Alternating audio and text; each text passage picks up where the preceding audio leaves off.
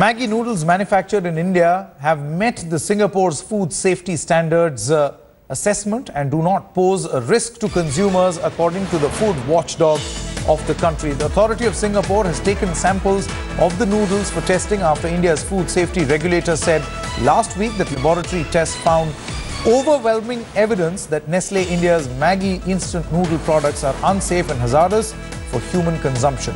After tests, AVA said that these noodles meet Singapore safety standards.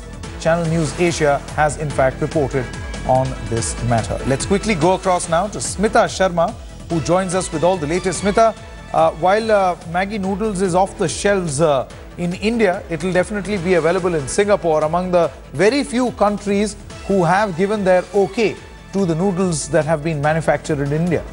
Well, yes, this should be at least some news of relief for the company Nestle. Remember, because of Nestle's entire range of products, 15-20% of its revenues are really generated through Maggi and the instant noodles segment itself.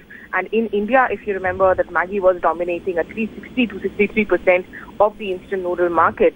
Now, the Agri-food and Veterinary Authority of Singapore, which is really, the counterpart when it comes to FSSAI of India, the Food Safety and Standards Authority of India, they seem to suggest that, they have been testing samples.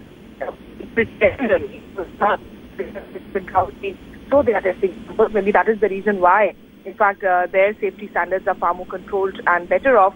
But we also need to see whether, because remember, these are the, in fact, Maggi which was being produced in India. Is there a different quality which was being exported to Singapore than, of course, the products that were hitting the shelves here in India? Also, what we realize is that Singapore was not importing the brand oat products which have been produced in India, because also which have been cited to contain excess lead and high levels of MSG. Singapore had been importing, which they seem to, in fact, the AVA, the authority, says that they have been found satisfactory.